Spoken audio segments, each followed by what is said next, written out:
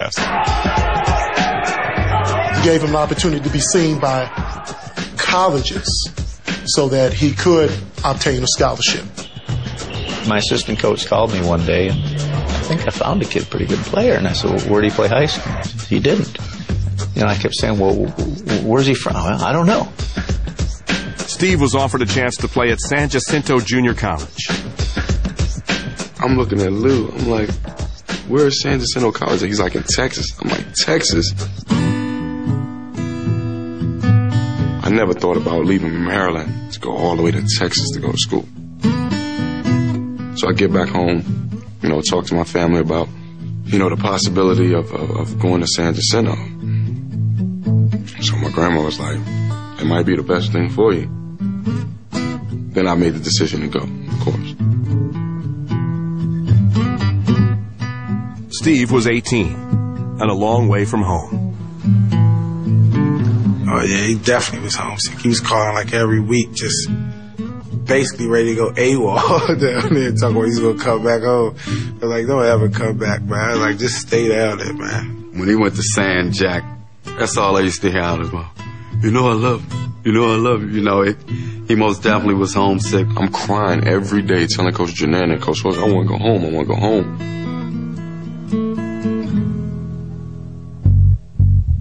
Steve had now grown to 6'3", and his vertical leap had reached an astonishing 43 inches.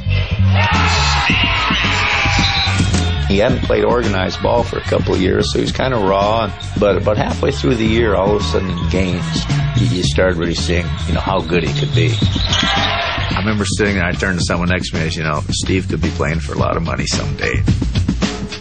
We made it all the way to the national tournament. We were 36-0 before we lost in the national championship. Steve had a great tournament, made the all-tournament team up there, and although we got beat in the championship game, that's when he really started getting the interest of people. Steve was suddenly in demand. He chose to transfer to another junior college, this one just 2 hours from home. Yes, his brother brought him up, and they looked around the campus, and we talked with him, and, you know, you love the kid right away as soon as you talk with him. And he said, you just have to believe in me. I'm going to get you to where you want to go. I'm going to get you to the school you want to get to. And the legend of Steve Francis just took off from there. And there were several times when Steve was here that we couldn't get everybody in our gym. Those games were like kind of like priceless games because, like, you never knew night in and night out what he might do. Steve Francis, bang! On the alley-oop. Wow! Leads it off. Bang! Francis for three. I averaged like 26, like 5 steals a game. And this is Francis. Boom! Bang! Oh, wow! Steve Francis. It's the Steve Francis show. We were undefeated. We were 30-0. It's the only undefeated season we've ever had. Showtime! Bang! Reverse! It sort of became apparent that that dream was just put on hold, that he's picking it back up now.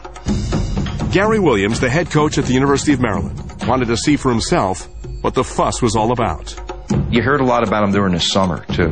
Like he'd do these unbelievable dunks or he'd have 40 in a game. And Steve Francis hangs and scores.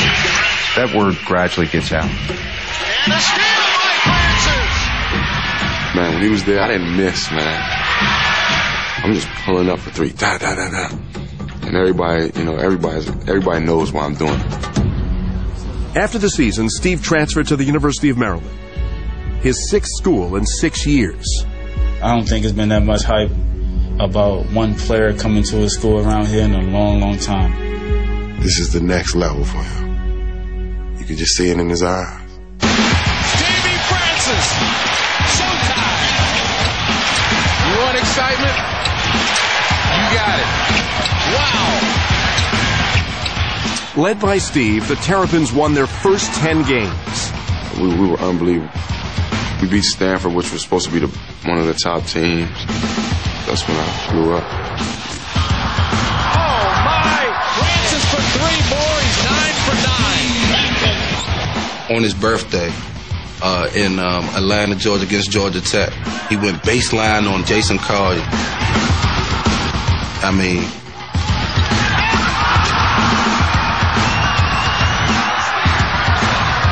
He had like 25 points, had like 7 dunks. Steve was magnificent, averaging 17 points and nearly 5 assists per game. When the NCAA tournament rolled around, expectations were high. Steve led the Terps to victories over Valparaiso and Creighton. But injuries had slowed the team, and they fell to St. John's in the 3rd round. You know, I'll never forget that game because I thought that team with Steve was good enough to win it all. When the season ended, Steve had to make a decision: finish his college career at Maryland or turn pro. He really wanted to get to that Final Four and win the championship.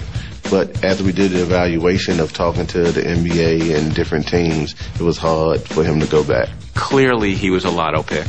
The real issue was where was he going to go in the top 1, 2, 3.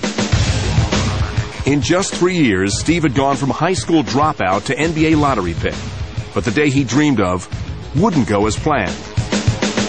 With the 2nd pick in the 1999 NBA draft, don't draft Steve. He does not want to play here. The Vancouver Grizzlies select. I do not want to play in Vancouver.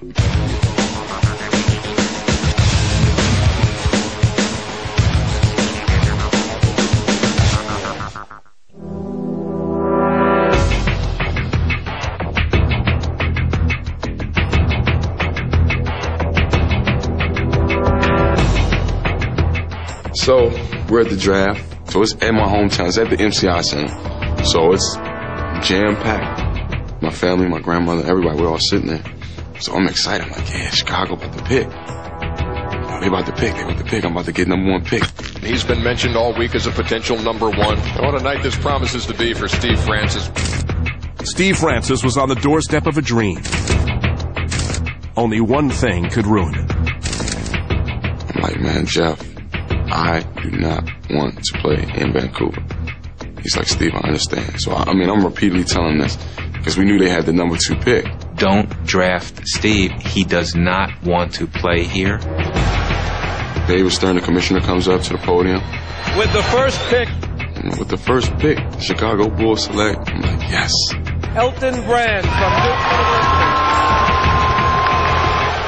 Elton Brand. I'm like, oh my goodness. And then he goes back up to the podium. With the 2nd pick in the 1999 NBA draft, the Vancouver Grizzlies select. So I'm down like this. Steve Francis from the University of Maryland.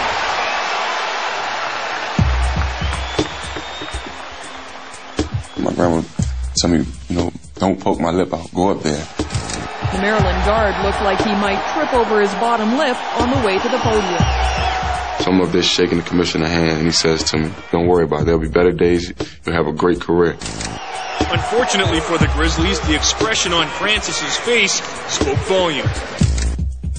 And it took us 9 hours to get to Vancouver. I'm like, man, how's my family going to come see me? How am I going to be able to go home, see my family? The year before, the Grizzlies had selected point guard Mike Bibby. It was unclear where Steve would fit in. They really didn't have a concrete answer for me, like where I was going to play. So then I told Nate and Jeff, I was like, hey, man, y'all my agents, y'all got to get it done. Steve held out. He demanded a trade. There's no question in the public eye there was some damage. Fans already perceive us as spoiled, and when you're able to come out and dictate where you want to play at and things like that, that just magnifies that. So, of course, you're going to know the fans going to be rubbed the wrong way. Not saying that I should have my way, but I just think if I'm doing business with somebody and they say they don't want to do business with me, I wouldn't do business with them, plain and simple. We had to sit back and make a decision. What's going to be best for Steve Francis? And it's the stand that we took.